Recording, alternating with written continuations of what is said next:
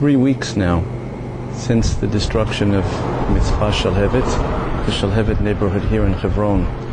Working at a sign that says Beit Midrash Rinat Shalhevet, Al Shem Atinoket Shalhevet Pas Hashem Yikom Dama. This was a study hall named Rinat Shalhevet in memory of the baby Shalhevet Pas. May God avenge her soul.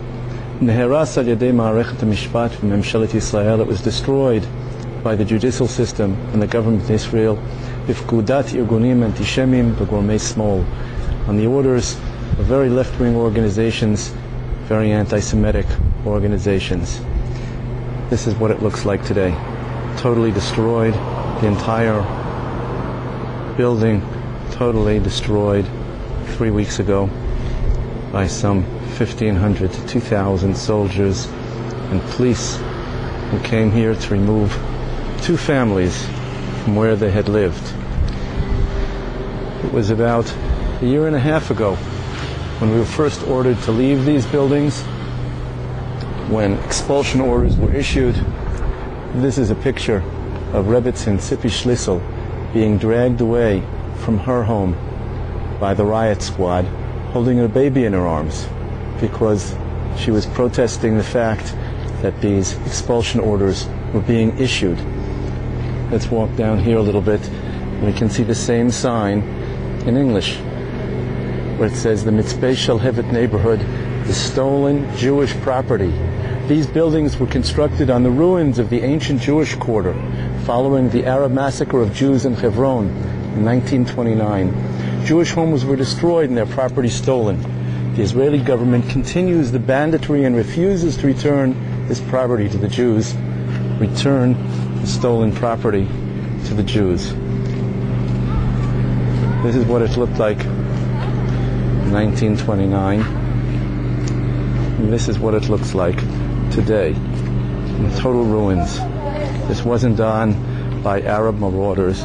This was done by Israeli men in uniform, police, the riot squad, and soldiers.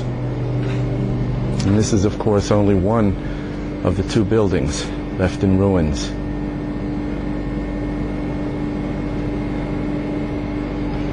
The other building is right over here in back of us. Once beautiful, beautiful homes, now totally in ruins.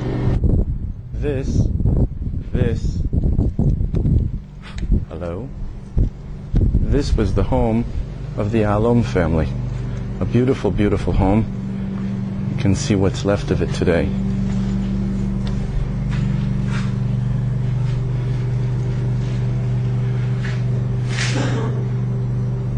Totally destroyed.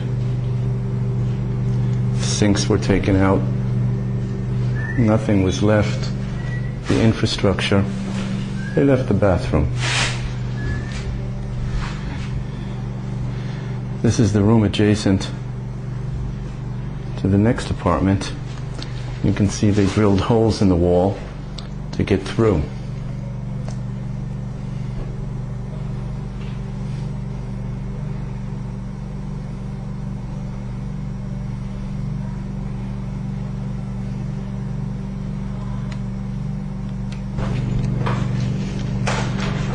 This was once the home of the Shlisel family, a family that lived here for a number of years before being expelled a year and a half ago.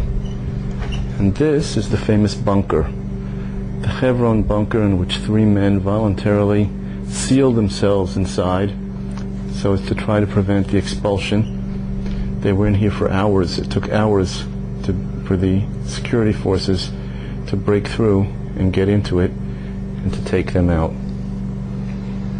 This was once the home of a Jewish family.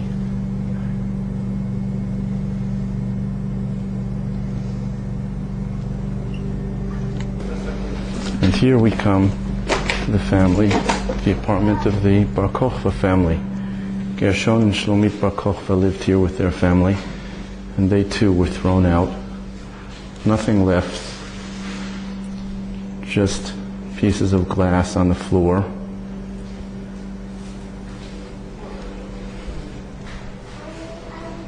nothing left. However, there were people that came to visit, and this is what they left. To our dear and heroic brothers in Hebron, we are with you, we love you, we are proud of you. We will not forgive nor forget the Olmert pogrom in Hebron. The Shuk will, please God, be rebuilt soon, and the expulsion criminals put to trial for betraying the land and the people of Israel. With love, Women in Green and action committees of Frat, Gush Etzion, and Kiryat Arba. This too was a beautiful home. Many children.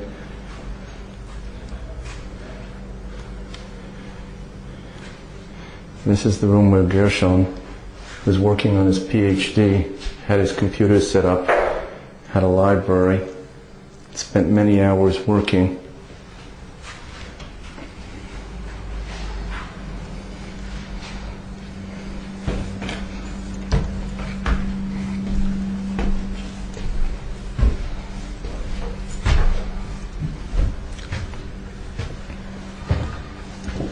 This too totally destroyed, so as to try to prevent us from ever again being able to live here.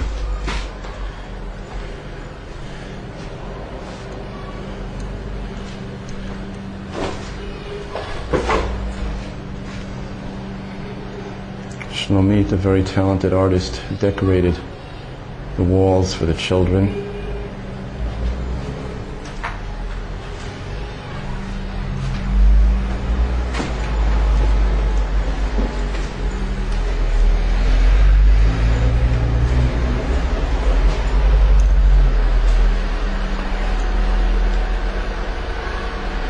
The Bar Kokhba family still does not have a home to live in Hebron.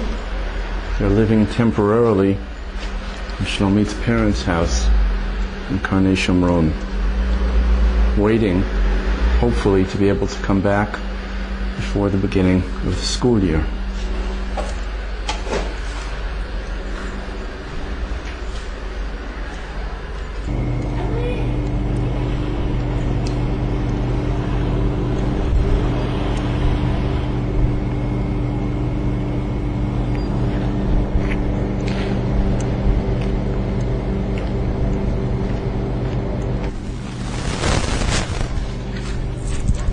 And so now you may ask, what's next? Where are we going from here? Marketplace is in ruins. We know that they're after us in other places. Some of the homes in back of me are also considered to be in danger. Well, we have other plans. In a few weeks, over the Sukkot holidays, we're going to have tens of thousands of people in Hebron. At the moment, there are groups upon groups every day coming in to visit us. During Aseret Yemei Teshuvah, during the major Slichot period, there'll be thousands of people that come into Hebron to visit Marat HaMachpelah, the tomb of the patriarchs and the matriarchs, to walk the streets. And of course, during the Sukkot holidays, we'll have our semi-annual music festival in Hebron on Sunday and Monday of Chol HaMoed. If you're going to be in Israel, then we invite you to come here to see what happened. And if you really want to see what it looks like, come now, because near Hashem, in the near future, this is all going to be rebuilt. It's not going to stay ruins. Just as we came back to Hebron and found it in ruins, just as we came back to the old city of Jerusalem and found ruins, so too we've built here before, we'll build here again. And these homes that today we feel very, very, very sorry about, families have suffered so much pain, those families are going to come back here and live in mansions. That's what I can promise you. This is David Wilder reporting from Hebron.